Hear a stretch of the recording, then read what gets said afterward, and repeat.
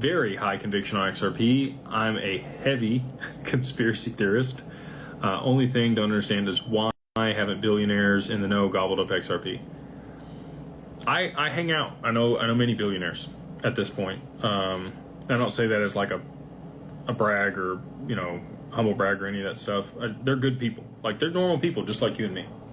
They've just helped a lot of people or solved a really big problem and had a big exit and done very well for themselves. Or they've compounded their wealth over a long time because they understand something that other people don't.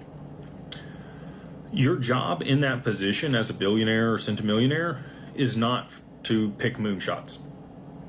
It is wealth preservation.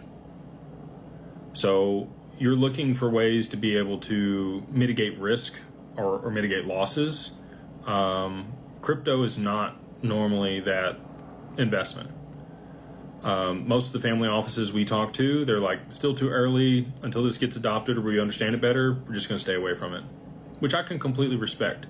If you've already gotten rich, you don't need to get rich, right? And this is an asymmetric bet. I believe personally, it's a hedge against the reverse carry trade and your ability to be, in a better position on the other side of that than you are now. And that's the way I explain it to high net worth individuals, and oftentimes they will make an allocation. But that's the lens they want to look at it through. How does this hedge or mitigate risk by investing in this? They're not looking for the next Google or Amazon. They're more like a Warren Buffett. If you look at Warren Buffett, he didn't invest in Apple until it was already a very large, profitable company. And until that point, there was too much risk associated with it, too much downside risk. I think it'll be the same way for XRP. Many billionaires if they do invest in crypto, it's Bitcoin and ETH because they're the blue chips, right? They've already seen, appreciation. They might see a 10x from here.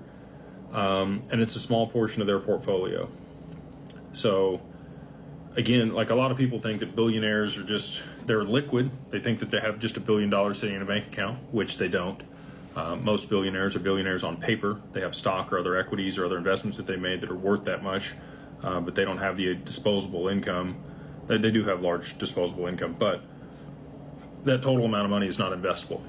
It's currently structured and set up and continue to compound. And again, their number one objective is return of capital, not return on capital. And I think that's what's going to have a lot of people messed up post-price appreciation, is people are going to continue to chase, green candles and the next best thing. And before you know it, it's only going to take a couple bad investments and then you're broke again. You should only have to get rich once if you do it right.